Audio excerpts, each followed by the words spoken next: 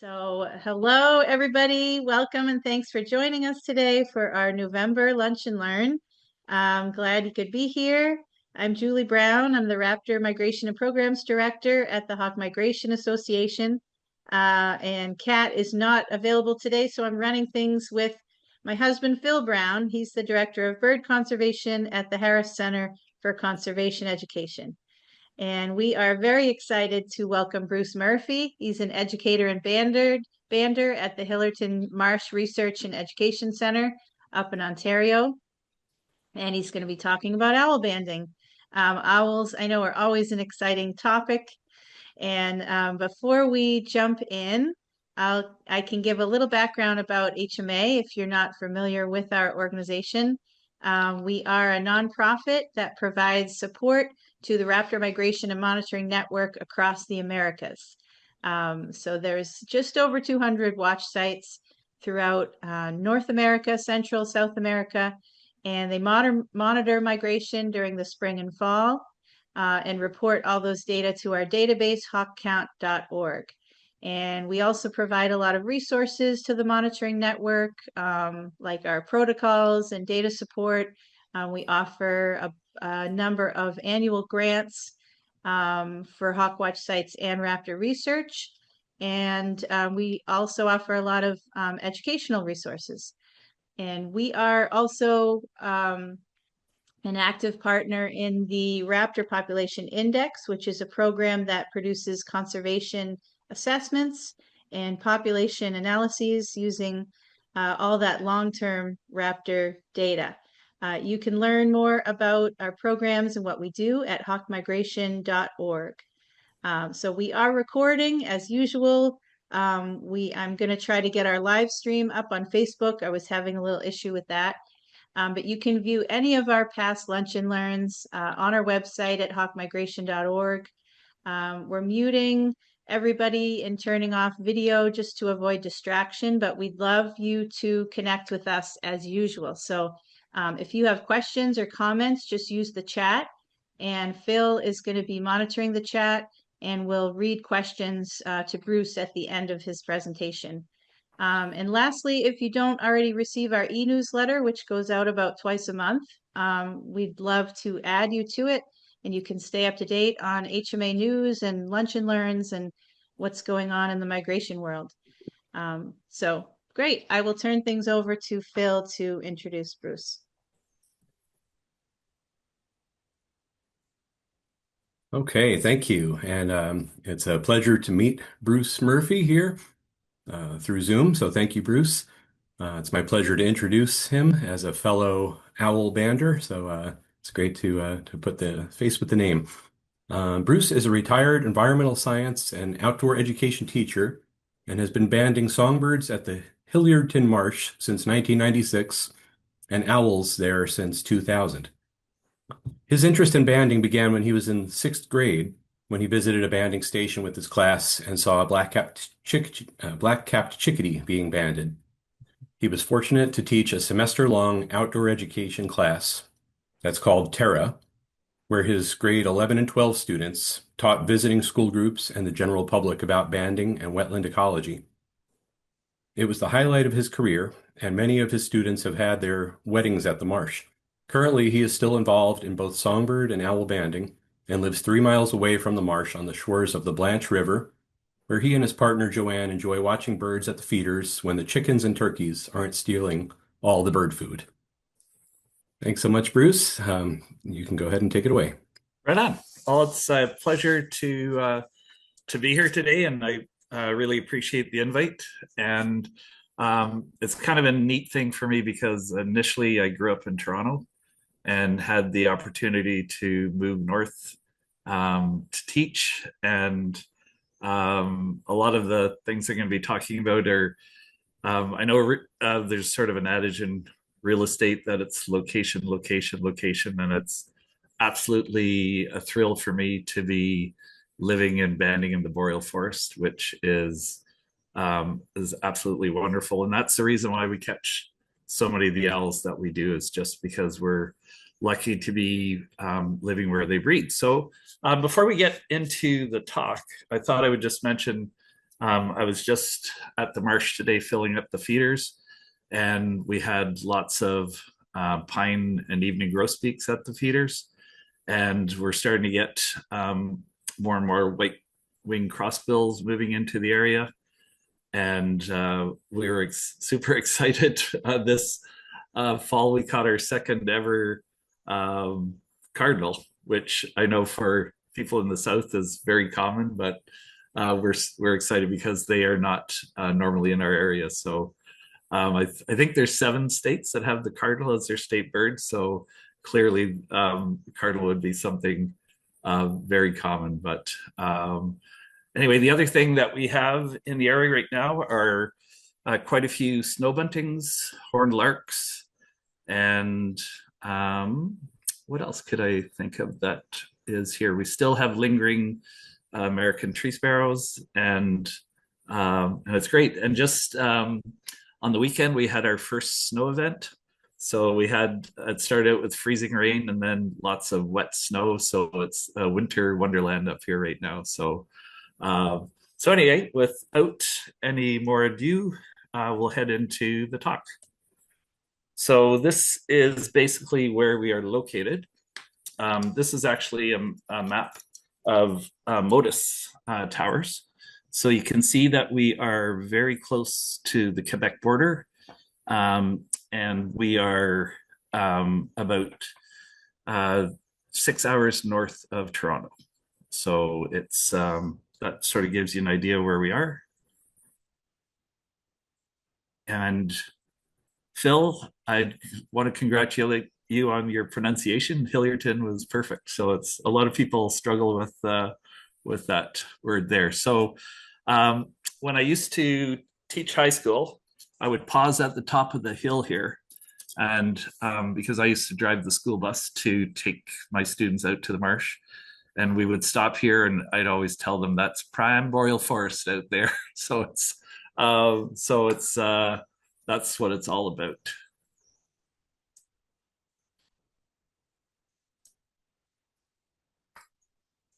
Okay, so these are some pictures of the marsh.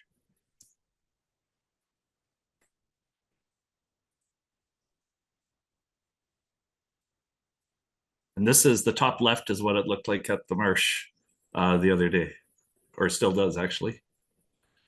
Okay, so basically this is just a rundown of who we are. So we've been operating a bird banding station since 1996.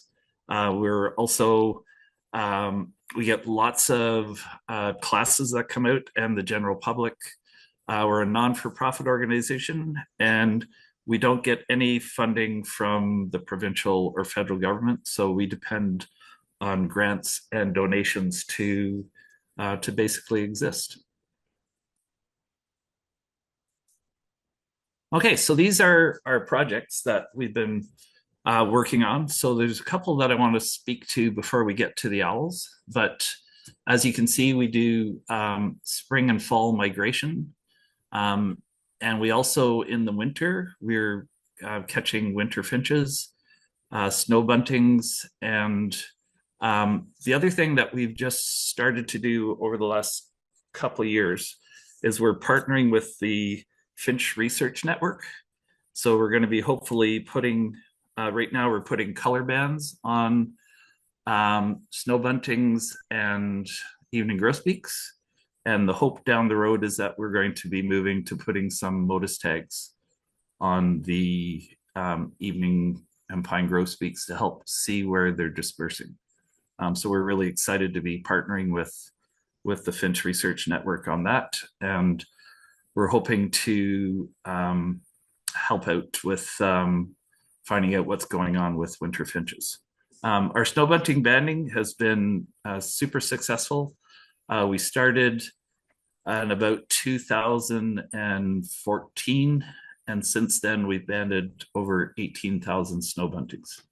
I was really fortunate to be asked to go to Labrador, which is on our east coast, right, nestled right by Newfoundland, and I trained a fellow to band snow buntings there.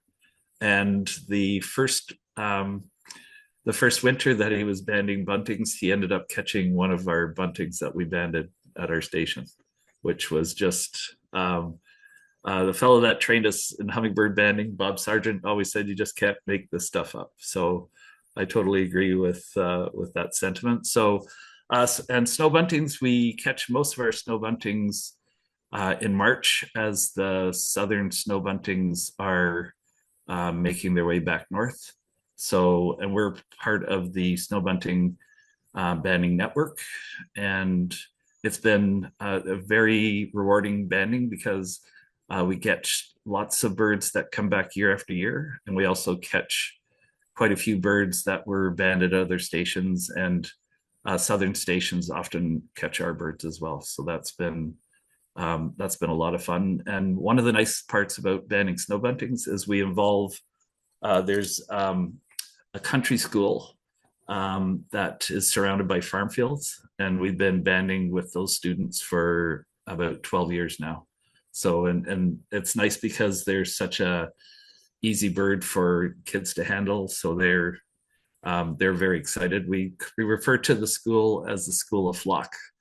So it's the kids are very engaged, and it's a wonderful partnership with those students. The other thing, we do tree swallow nest boxes, so that's been a very successful program, and we've had a really interesting discovery with color banding chickadees. So we have 2 sites at the marsh that are separated by about 2 miles. And when we started color banding chickadees, we didn't really anticipate that this would happen. But so we have a shed 2 miles north, and our main area is 2 miles to the south. And we've discovered, because we banded the chickadees different colors at each site, that the 2 sites, the 2 flocks are distinct. They don't interact with one another. So which we found, we weren't anticipating that. And it's very intriguing. So we've had a couple of birds that we've caught in each location, but overall they seem to be distinct.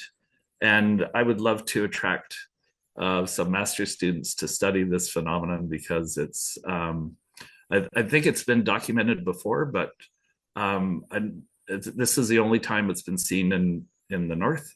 So that's something we're looking forward to. We had the fortune to be trained by Bob Sargent in West Virginia to get our hummingbird license, and we've been banding hummingbirds for about 10 years now. We also do kestrel and hawk banding, which we don't do as much of as we would like to, because it's clearly with the group I'm talking to would be very excited about that research. We struggle with having enough personnel to carry out some of our research. So, but we have an incredibly robust kestrel population in the north. So as well as having the boreal forest, we also have farm fields. So our area is referred to as a little clay belt, because when the glaciers receded, they dumped tons of clay. So there's a very robust farming community, which allows us to attract so many hawks. And over the years, I decided to write this down. Over the years, we've been able to catch 234 kestrels. Our best year was 75. And what we've discovered, it's really interesting for us, is that if it's a late spring and there's snow on the farmers' fields, the kestrels gather along the edges of, like, basically they're along the ditches in the highway. So they're not in the ditches, but they're hunting mice in the ditches. So they basically sit on top of the hydro lines, as I'm sure they do in the south. But those years, when we try to catch them, they don't fly into the field. So if it's an early spring, the kestrels just, if our vehicle slows down, they take off. But when there's snow on the fields, they come back to the edge of the road. So it's easier to catch them. So that year that we caught the 75 was kind of off the charts for us. So we've done 234 over the years. We've done 22 merlins, 26 rough-legged hawks, 5 broadwing hawks, 17 red-tailed hawks, 56 Sharpies, and 3 Northern Harriers. So the potential for expanding that raptor research up here is huge, but it's something that we can't do in a very organized and protocol fashion. We just can't get out there every day. Our grassland site is something we've recently started over the last 4 years, and we're finding that is super interesting. One of the target species we had was we were trying to catch American pipits, and we've been able to catch 600 since 2017, which is amazing for what people have been able to do beforehand. But we're putting our nets are right beside 4 farmers' fields where they sort of connect. And one thing we've discovered is what the farmers plant have a big impact on what we can catch.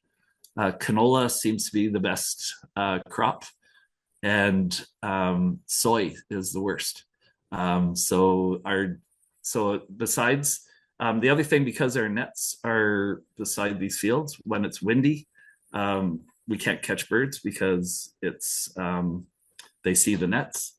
So that's one of the areas of which makes it banding near farmers' fields a little bit difficult.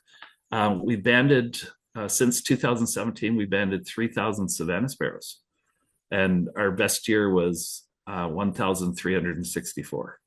So again, the potential for grassland research is huge. And the last thing I wanted to talk about is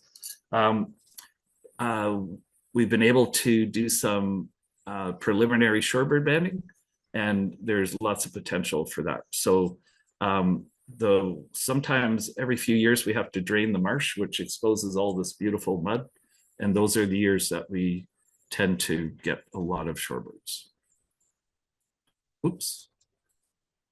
So those are some of the students at the grassland site. At the School of Flock site. And there's some horned larks in the bottom right. So snow buntings are a lovely bird to band. And there's our color banding chickadee project. So they get a regular Canadian Wildlife Service band or US Fish and Wildlife Service band, as well as color bands. And each year they get a different color band, so that we can just see visually with binoculars when we're looking at a flock. We can see that the flocks are mixed age, which we find really intriguing. Our oldest chickadee that we've retrapped was 10 years, 4 months. Okay, there we are with our hummingbird project. We've only caught most of our birds have been ruby-throated hummingbirds, but we did catch one rufous hummingbird. We got a call from somebody in November. That was actually right after Remembrance Day, November 12th.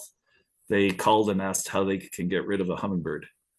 So when we were trained, Bob told us that if you ever get a call like that, go right away.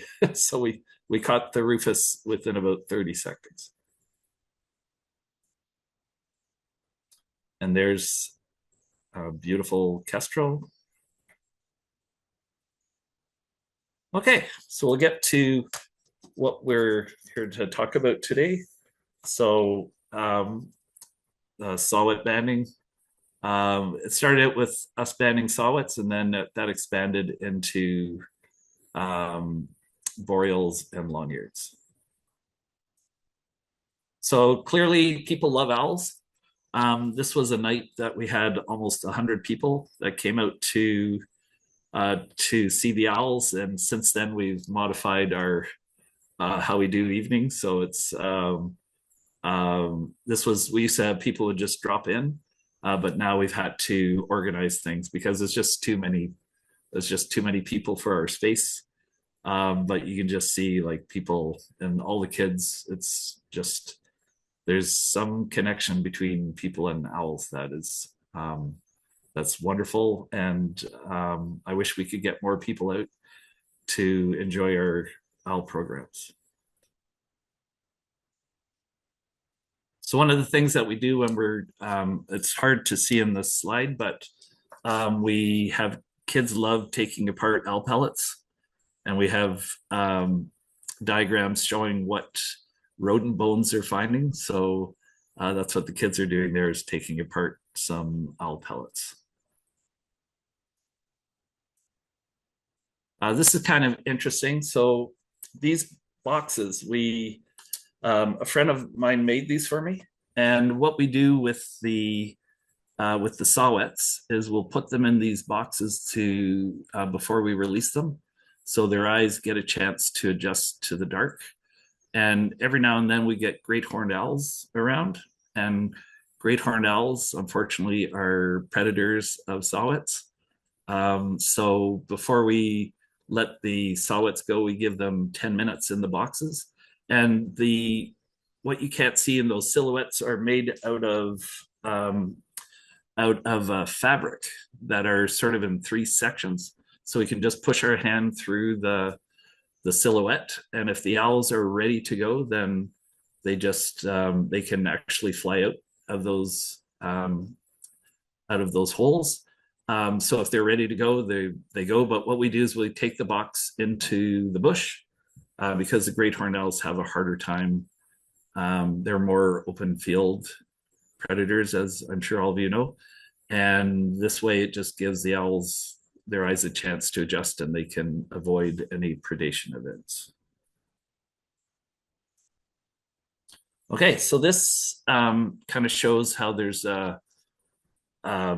you can see boreal forest and farm fields, but this also shows, it's kind of too hard to see in this slide, but we have 4 different areas where we do the banding. And if you can see the stars at all, it's that's our different sites.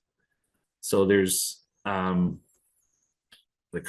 I have a cursor? Yeah. So there's a site down here, and then there's 2 sites here. One's a boreal site, and one was a long-eared site, and then the other site is right about here. Okay. So this shows off the beautiful boreal forest. So one of the sites we called Groot. A lot of our initial names for things were developed by the age of my son and what movies were out there at the time. So we had a site called Pandora for a while, and we had Groot, and this is Otis, which is our long-eared site. And then we had another site, I don't have a picture of it, called Site B, which was that was the alternate site from Jurassic Park. so he liked to be involved in helping us out. Okay, so this shows what often there's not a Project OwlNet is a guiding force to promote owl banding in North America. And their protocol was to have nets in a straight line. Typically they would run, so they suggested that we run 7 nets that are oriented west to east. So with the speaker in the middle, and the notion was that the owls would get caught flying north to south. And other stations some folks use a square, some folks use a triangle with the speaker in the middle. And my understanding is often the birds are caught as they are leaving, like they come into the inside of those and they get caught on the way out. But what we experienced was it occurred to us that a bird could fly along parallel with the nets with the Project OwlNet design. So what we decided to do was do this. So basically, where's my cursor? So this is actually kind of like a triangle if there was a line there, but without the net. If an owl flies in this way, they're going to get caught. If it flies in this way and perpendicular. So we discovered this is, we found it to be very successful for us. And it also kind of is where our habitat is. It makes it, made sense to us. So um, I'm not saying that this is the only way to do it, but for us, we found it to be quite successful. Okay, so this was one night that we've only caught 3 barred owls, and this was the night that we caught one of them. And so we've never had 4 species at once. That was the only time we've ever had 4 species at once. So typically, this is a little easier to catch, which we call the triple crown, with a saw-whet, a boreal, and a long-eared. Okay, so I have a interesting theory about the name saw-whet.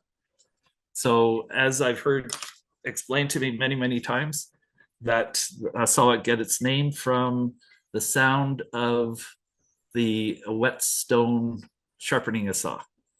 I've never sharpened a saw, so I'm not sure if it actually sounds like that.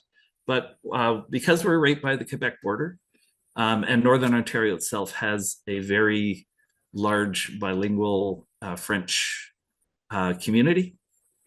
And I heard one night we had a group out, and a grandmother called her grandson over, and she said, "Viens c'est mon petit chouette," so my chouette. And I said, "What does chouette mean?" And she says, "A chouette could mean any cute little thing. I think it actually means my little cabbage." but chouette, I could see chouette sounding very similar to saw-whet. So I'm not sure if it's a anglicization of chouette, and chouette also can mean owl. So it's kind of, that's kind of my theory on, after I heard that that grandma that night, it was like very interesting to me. Okay. So what we do, so we play the call of the owls. The owls come in, and I wish I was the one that figured this out, but it's a very cool thing that we do. So when we're aging owls, we look at the underwing or the top side of the wing to figure out what the age is. So they have a pigment called porphins that are in new feathers. So as they are replacing their feathers, they replace their feathers in a certain order. And under a black light, the pattern is really easy to see. So the top bird, the top wing, is what we refer to as a hatching year bird. So all birds in their first year are referred to as hatching year bird. A bird, and so all the birds have a birthday on January the 1st. So I was fooled by somebody on Project Almnet posted something from Pennsylvania, and they said something interesting. This was on January 1st. So they made a post that said, all of the hatching year birds in Pennsylvania have disappeared. I went, oh my gosh, what could have happened? And then I looked at the date, of course, January 1st. The hatching year birds had become second year birds. So that's that second wing is the second year bird.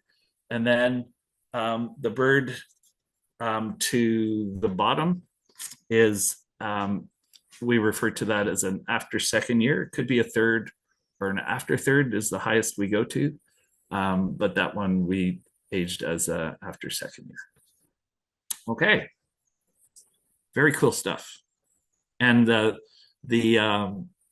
it's kind of neat when we're doing this at night too. We always get we'll get one of the kids to come around where the black light is coming up, because their teeth show up. If they brush their teeth just glow in the night. So it's always kind of a fun moment to bring the kids around so they can see them up close too.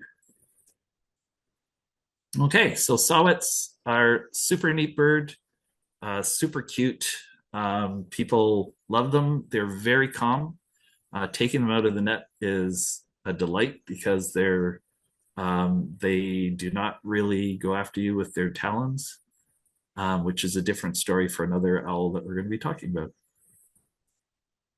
Okay, so the owls really vary because they seem it depends on food availability. There's a bunch of other factors, but you can see our big year was 2007, where we had about 1,020 owls, I think it was. And you can see when we started out, we we're just sort of figuring out what we were doing. And then things got, we were averaging about 450 saw-whets a year. So the year that we did 1,020, we probably could have done over 2,000. But because we were getting so many owls, we could only handle as many owls as we could. So we were, sometimes we were rolling the nets by 10 o'clock because we had so many birds to deal with. So that was an amazing year.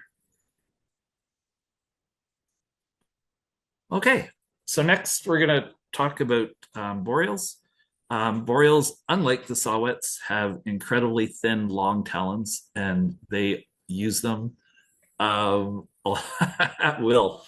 So they are they're a challenge to get out of the net without being footed, as we call it.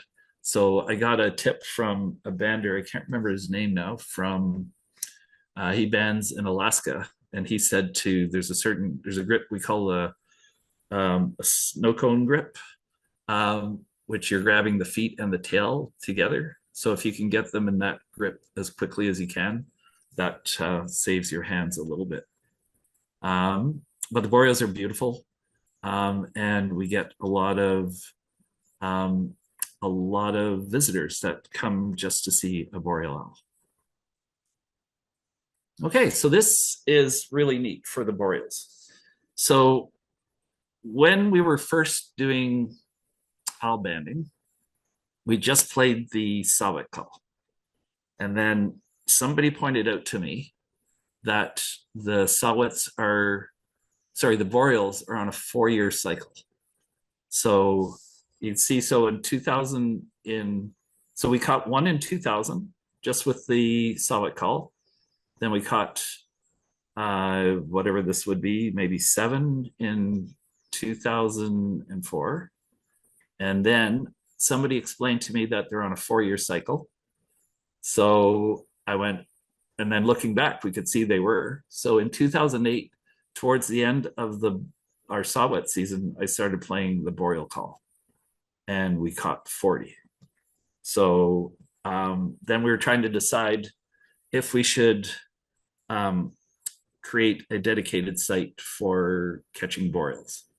But I thought we had 4 years before we had to really do anything. But then in 2009, somebody came back with, it was right at Canadian Thanksgiving. Somebody came back from one of our saw-whet sites with boreal. So we decided to switch over to the boreal call, and we caught you can see we caught about 70 that year. So I thought we were in some sort of incredible boreal owl haven. And so we decided to create a dedicated site in 2010 and played the boreal call every night. And as you can see, we got 0. So, but then again, you can see 2012, we had a great year. And I was with talking to the folks from Tadoussac at our Canadian Migration Monitoring Network meeting we had last week.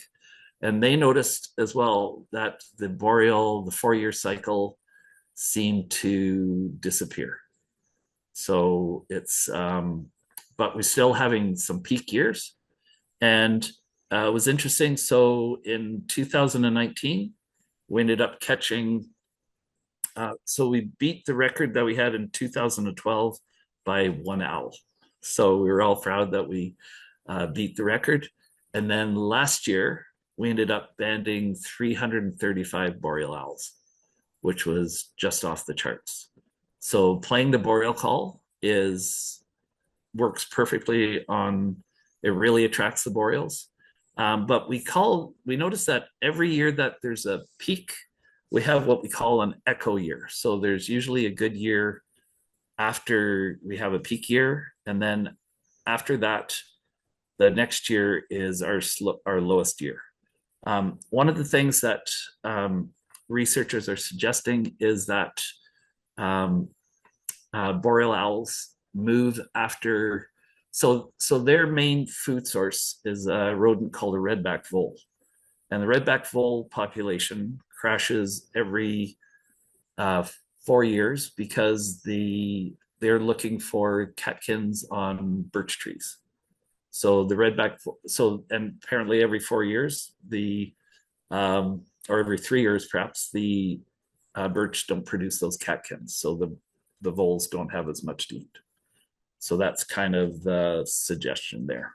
So, but we also had one of the stories that I like talking about is someone had heard or read maybe on Project Owlnet that maybe I'd posted about boreal owls. I'm not sure how they found. There was a couple from Iowa that wanted to come up and celebrate their 25th wedding anniversary to see boreal owls. And so the year that was going to be their 25th, I knew was going to be a low year. So they waited for their 26th anniversary to come up. And so this couple, we were able to get them boreal owls. But I guess in Iowa, the ditches are really shallow. And the husband was, instead of like, there's a road that we usually do like a 27-point turn on. And he decided he was going to drive down in the ditch and get out. And their vehicle almost rolled over. So I thought their 26th year was going to be their last year married, but it was great. So, but we do get a lot of folks wanting to come up to see boreals, that's for sure. So hopefully we'll be able to attract one of the listeners today. Okay, on to the long-eared, which are an interesting story and a disappointing research case for us in some ways. So what we discovered as well is the long-eared owls can be attracted to the saw-whet call. So you can see for these years here, there's some years we had 0, some years 1 or 2. 2014 was an interesting year. We caught 3 long-eareds in one night that were attracted to the boreal call. And so I was bragging to somebody about that we caught all these long-eared owls, and Southern Ontario banders had told me that you can't catch owls using a long-eared call, that they experienced that long-eareds would come in, but they'd fly around and they didn't seem to go into the nets. And I was talking to a bander from Saskatchewan, and he was saying that he had amazing success using the call. So in 2015, we decided to try the long-eared call, and you can see that we did 160 long-eareds, which was phenomenal. So for the next 4 years after that, we were using the long-eared call. And then in 2021, we started to have, well, one of our volunteers that was dedicated to our long-eared site ended up moving, and we didn't have personnel that could carry on with that long-eared site. So, but we still discovered that they're quite attracted to the boreal call. So we've still been able to catch some. So my disappointment is that we can't continue to monitor the long-eared by playing the long-eared call. So, and basically because the long-eared site is a little more remote, so we just can't have, we just felt that we didn't have without enough experienced extractors, we couldn't maintain that site. So one of our challenges is that on the funding side, is we only have enough money to hire, we call it a bander in charge, or a BIC, are the folks that run the banding station.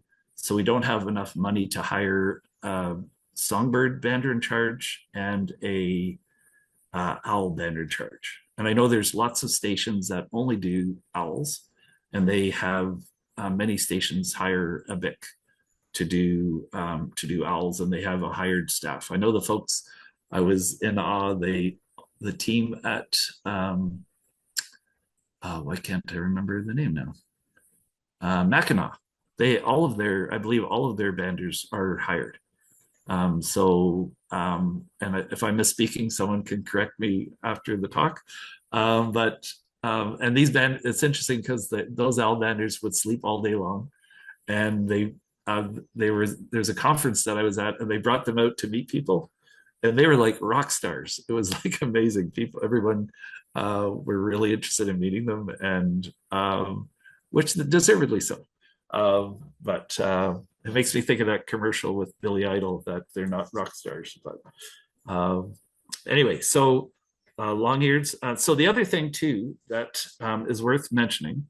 So we'll also catch saw-whets at the long-eared call and at the Boreal call, and we'll catch. We still continue to catch long-eareds at the. So, but we have had zero evidence of any sort of predation between the three species. So there's nothing to suggest that. The great horns, on the other hand, we have to be quite watchful for, and the other species we have to be worried about are bards. So, because I think we have our habitat is pretty well, it's very, there's not a lot of big trees, which I think barred owls prefer.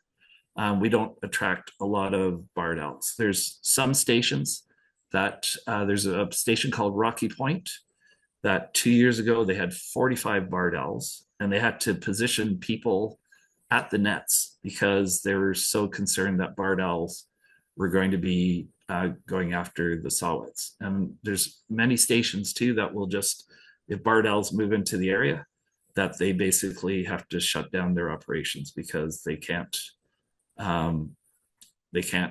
in good conscience run the nets if they're having barred predation. So it's but the year that they had so many in at Rocky Point, there'd been forest fires to the north, so they think that the fires pushed the population further to the south, and they continue to monitor. So we've had as I mentioned, we've only had we caught our third bird this year, and they seem to just be going after the call and not an owl.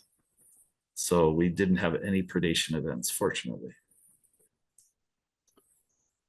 Okay, so this was just our 23 numbers. I wish I'd had our 24 and 25 numbers. So then the 1 year you can see we got, those were our numbers. So that was a pretty good year. So as I mentioned, around 400, 425 is our average saw-whet year. Okay, so these are at the end of 23. These were our totals for each species. So at that point, we're at 840 boreals, which is great. And this year we managed to catch our 10,000 saw-whet. So when we started back in 2000, if someone told me that we were going to catch 10,000 saw-whet owls, I would have laughed at them. But it's been, it's just amazing, and just because of where we live. Okay, so this is kind of an interesting slide for me because it shows, so we're the yellow dot up here, and this is how the owls disperse that year. So and we do get a lot of our owls go through Whitefish Point. But the other thing that we know about owls is they don't necessarily like flying over water. So the Great Lakes create these migratory funnels for the birds. Okay, and this is where this slide shows locations where we caught birds that were banded in other locations. So that was, again, so it's amazing. And the neat part for us is that when you think about it, is that the owls that were banded in the south, they return to the boreal forest to breed, and we're lucky to have them go through our area because so it's not a straight migration. So who knows where they're breeding, and they end up just luckily passing through for us to catch. And we find too that, and I'm not really sure why, but why the owls are attracted to a call in the fall. It would sort of make sense in the spring, but the difference when they used to passively net owls, so they would just put up owls without the call, and the folks in Project Owlnet figuring out that they are so attracted to the call is really made a difference, because I believe they thought saw-whets were one of the least abundant owls in North America, and now clearly they are the most abundant. So it's been, Project Owlnet has been a huge force in spearheading this research. And most of the people doing it are volunteers, which is incredible, knowing that all these folks are out there in the nights trying to catch saw-whets. It's amazing. Okay, so I mentioned sort of future goals for us. Shorebirds, first year, as it says, we banded 78 birds and 9 species. So we clearly have potential to do that. But again, funding would be that's the only thing holding back that research. And the other thing that we've been able to do, so this is incredible. So I'm not sure how many people know about Motus towers and Motus tags. So all these yellow dots represent a Motus tower. And you can see we're way up here, and we have lots of area where we don't have Motus tags in the north. A lot of that is because it's remote, no roads, no hydro. But a lot of the tower we have at the marsh is on solar, is charged by solar panels. Motus is an amazing thing, and we've been able to partner with the Williamson Conservation Trust from Pennsylvania. And the last 2 years, we've deployed 10 Motus tags each year on saw-whets. So we're really curious where that's going to go. And there's so much research being done on Motus tags, and the tags themselves can't weigh more than 5% of the bird's weight. So the tags are really lightweight, but they don't even make it to 5% on the birds. So it's basically like putting a real tiny little backpack on the bird that has a little antenna, and the battery will last for about a year, maybe a year and a half, depending on how many pulses go. And so these birds, if they fly within, I'm trying to do a conversion in my head here, if they fly within about 9 to 10 miles of a tower, the transmission gets picked up by the tower. So it's an amazing technology and research area. So we're hoping to so we have our one tower up here. We're hoping to this is Lake Temiskaming, which is the headwaters for the Ottawa River, so a massive river. And we think it's sort of a migratory corridor for not just owls, but songbirds.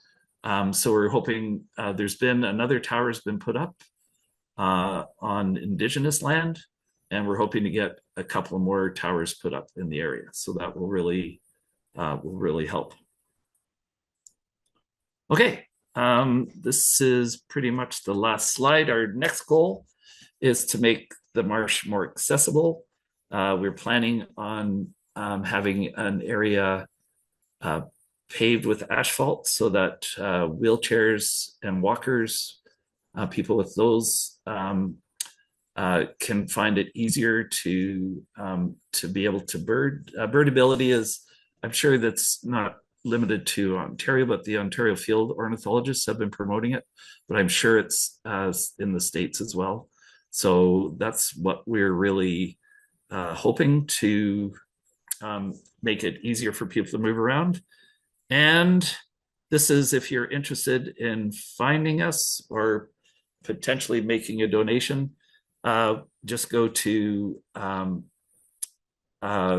you can just find us at the hilliardtonmarsh.com. I'm old enough that we'd always say World Wide Web, but I think that's a little archaic now.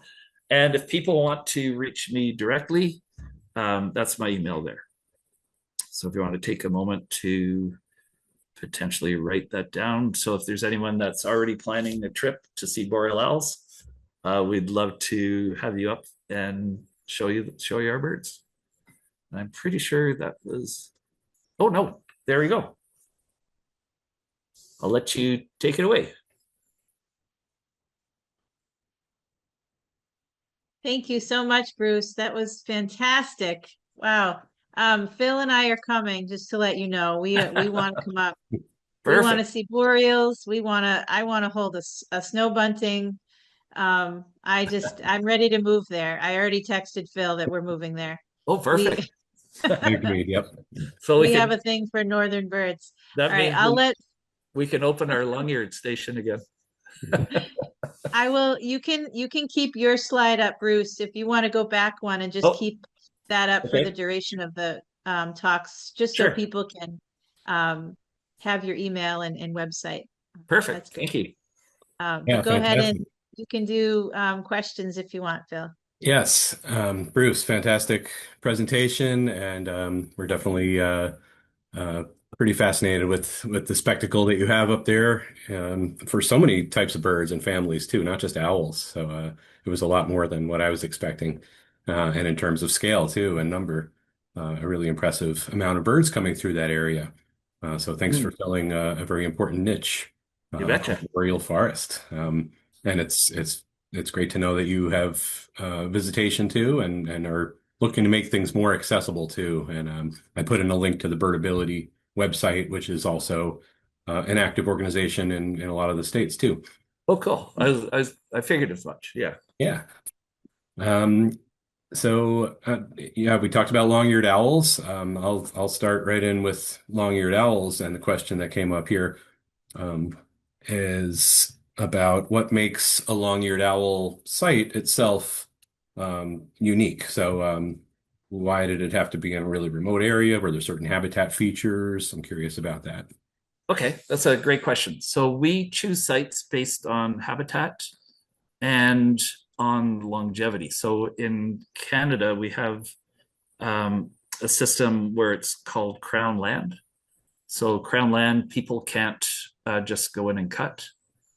So we know that land, so that area is going to last in perpetuity. So it's land that can't be touched. But the other thing, we chose that site because it was a little bit more open, and long-eared sort of that's more habitat that they like, which has proven to be true. But so the Otis site and our Groot site were just a little bit more off the beaten track. And initially the road getting in there was really rough, but now that road has been fixed up because there's somebody not too far from that are, I'm not sure if you call it mining peat, but they're dredging peat for peat moss. So that the road has been improved. But they're not, where they're doing their work is not on Crown land. So that's basically it. So, and each site we played whatever species we're going for. So our boreal site is right near the long-eared site.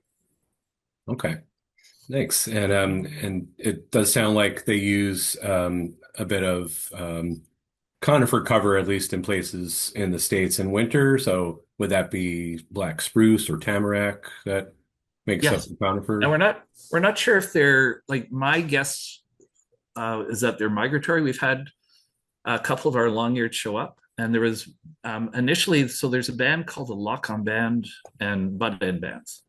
And we ended up catching a long-eared from Whitefish Point one night. And I was looking at, it took me forever to figure, and it was about 3 a.m, you're tired. And I'm looking at this band and I'm going like, it's a bud-end band. So we, for a while, were doing some research. We were putting a bud-end band and a long bud-end band and a lock-on one on each leg. We did that for about 5 years. And then realized that through that, we were able to figure out that. So I guess the idea of the lock-on bands was that people thought that long-eared could take off that band, either with their beak or with their talon. And it appears that the birds can't take that off. And a lock-on band is a little bit of a finicky thing to teach people to do. So butt-end bands are better. But the long-eareds, we believe, are migratory. So I'm not sure how many would be staying because it gets to -40 up here in the winter, and the snow load is quite dense. So it'd probably be wiser for them to be. But on the long-eareds, the other thing is that we would find, like that one year that we caught so many long-eareds, I'm not sure, their breath is so bad. Like it's just like they would not do a burp, but all of a sudden you could just smell their breath. And then I was reading something that said long-eareds eat snakes.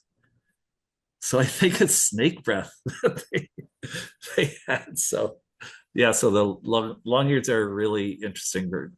Sounds like a research project in the making. There you go. Oh yeah. It's just we just need it's always comes down to funding for us. Sure.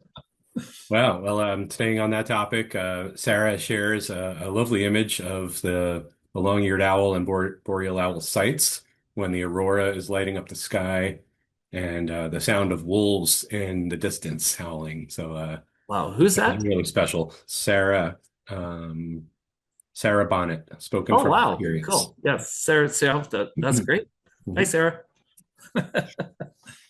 And let's see, Bill asks, how independent are or were your banding locations for saw-whets, boreal, and long-eared owls, such as how far apart could they be, and would the playback lures be audible from the other sites concurrently? Can you play them at the same time, or are you getting overlap of calls? Great question. Is that a problem? So when we were trying to figure out sites, we started at what we call the shed nets, and then we expanded to the north. And then I realized we could hear the northern call from our shed nets. So we decided to create another site that was about 2 miles down the highway. And then we realized the next year when we were still banding at the northern site that it was really, so it took us a while to figure stuff out. So what we think was happening was we were just experiencing a bad moon phase. So I guess I should have mentioned this in the talk, but so saw-whets, we do best when it's a new moon, which means no moon. And when it's a full moon, we hardly catch any birds. So you could have a full moon one night when you don't catch many, and you could have a cloudy night the next night and you catch a lot of birds. So the moon has a big impact. The other thing is our birds move when it's cold. So it's easier for them to fly when the air is dense. So what we're finding now is we used to start banding our saw-whets around September 9th, September 10th. And this year we didn't start until September 23rd because it just wasn't cold enough.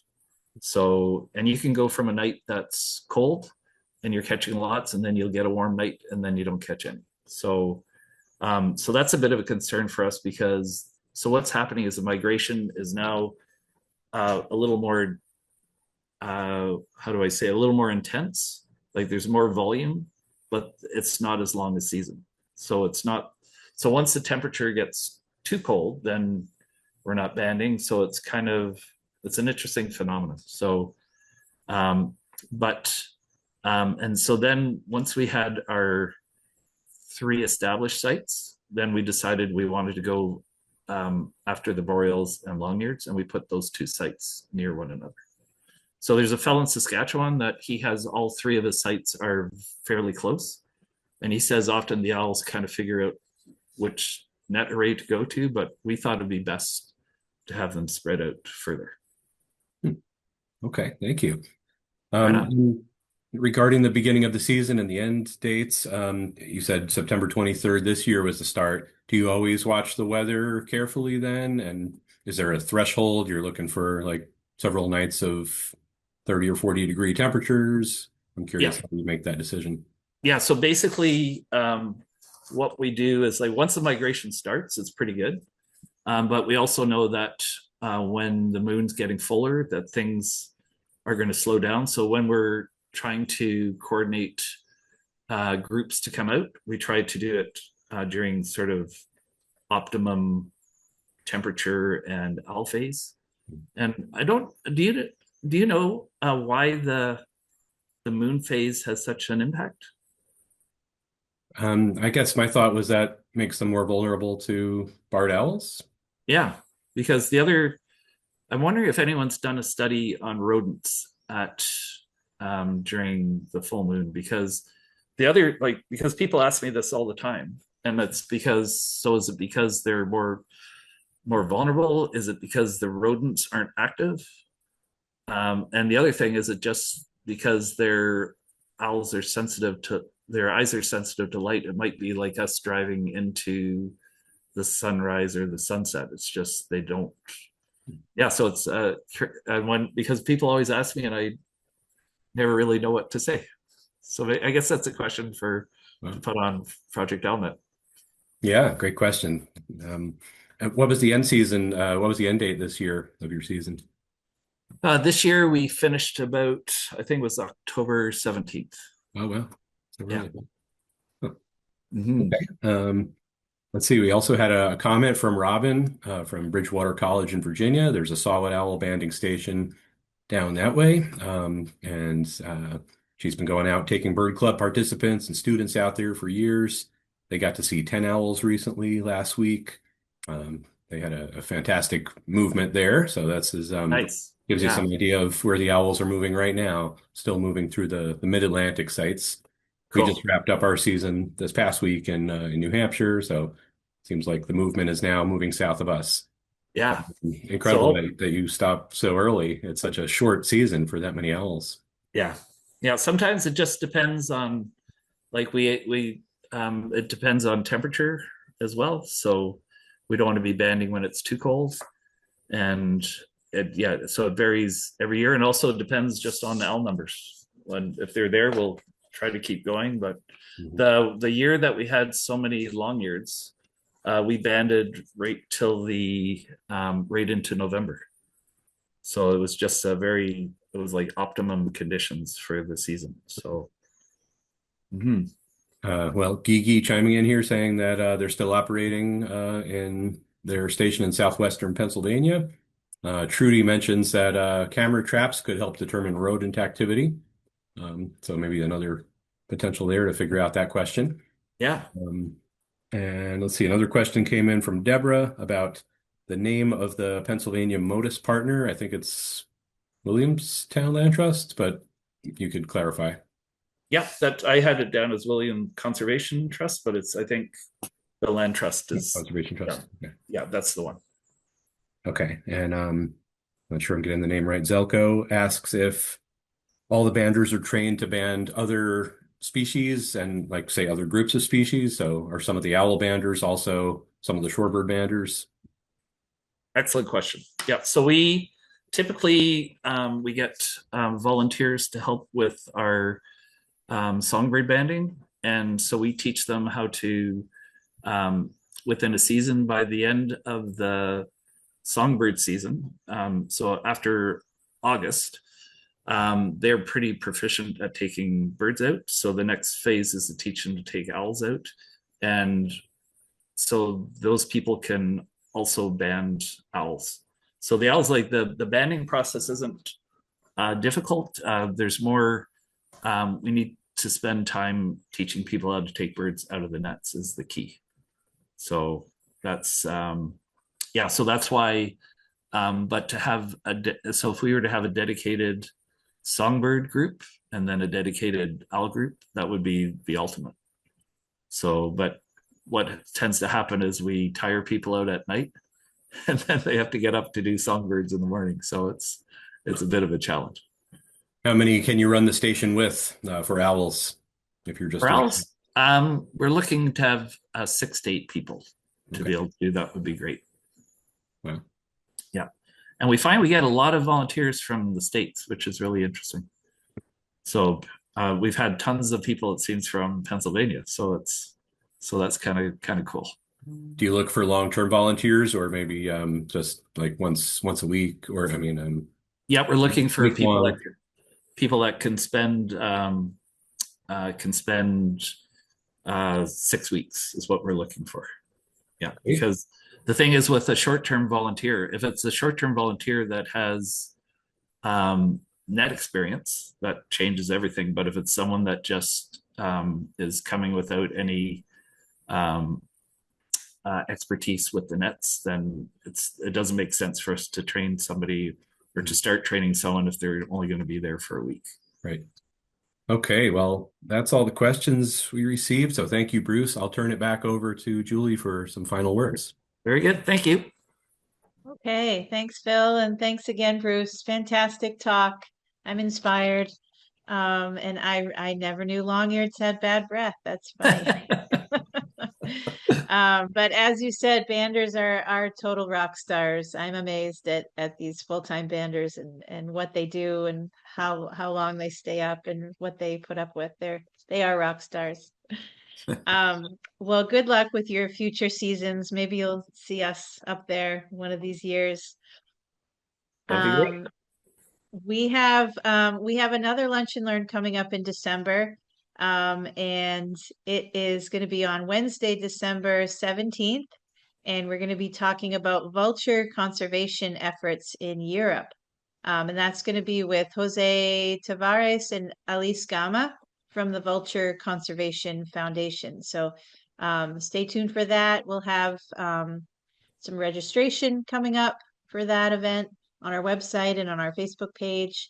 And if you value programming like this Lunch and Learn, we encourage you to join our kettle and become a member. Your support allows us to provide education programs like these and keep hawk count up and running and offer support to the Raptor monitoring network. So thank you everybody for joining today. Again, to Bruce for the fabulous talk. And we hope that we're going to see everybody again next month. Thanks and have a great day, everybody.